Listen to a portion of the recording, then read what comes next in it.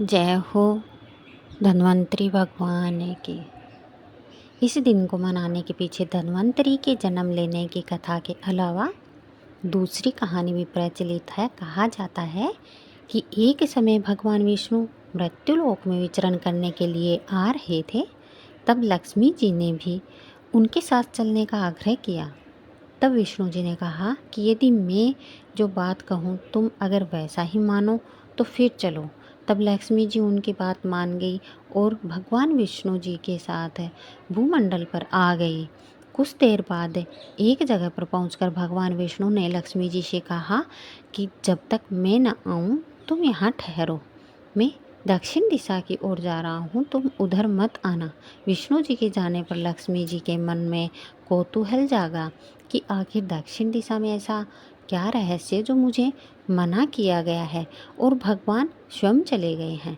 लक्ष्मी जी से रहा ना गया और जैसे ही भगवान आगे बढ़े लक्ष्मी भी पीछे पीछे चल पड़ी। कुछ ही आगे जाने पर उन्हें सरसों का एक खेत दिखाई दिया जिसमें खूब फूल लगे थे। सरसों की शोभा देखकर वह मंत्रमुग्ध हो गई और फूल तोड़कर अपना श्रृंगार करने के बाद आगे बढ़ी। आगे जाने पर एक गन्ने के खेत से लक्ष्मी जी गन्ने तोड़कर रस चूसने लगी। उसी क्षण विष्णु जी आए और ये देखकर लक्ष्मी जी पर नाराज होकर उन्हें शाप दे दिया कि मैंने तुम्हें उधर आने को मना किया था पर तुम ना माने और किसान की चोरी का अपराध कर बैठी। अब तुम इस अपराध के जुर्म में इस किसान की 12 वर्ष तक सेवा करो। ऐसा कहकर भगवान उन्हें छोड़कर क्षीर सागर में चले गए। तब लक्ष्मी जी उस गरीब किसान के घर रहने लगी। एक दिन लक्ष्मी जी ने उस किसान की पत्नी से कहा कि तुम स्नान कर पहले मेरी बनाई गई इस देवी लक्ष्मी का पूजन करो, फिर रसोई बनाना, तब तुम जो मांगोगे मिलेगा। किसान की पत्नी ने ऐसा ही किया। पूजा के प्रभाव और लक्ष्मी की कृपा से किसान का घर दूसरे ही दिन से अन्न धन रत्न स्वर्ण आदि से भर गया। लक्ष्मी जी ने किसान को धन धान्य से पूर्ण कर दिया। किसान के 12 वर्ष बड़े आनंद से कट गए। फिर 12 वर्ष के बाद लक्ष्मी जी जाने के लिए तैयार हुए। विष्णु जी लक्ष्मी जी को लेने आए तो किसान ने उन्हें भेजने से इनकार कर दिया। तब भगवान ने किसान से कहा कि इन्हें कौन जाने देता है, ये तो चंचला है, कहीं नहीं ठहरती, इनको बड़े बड़े नहीं रोक सके।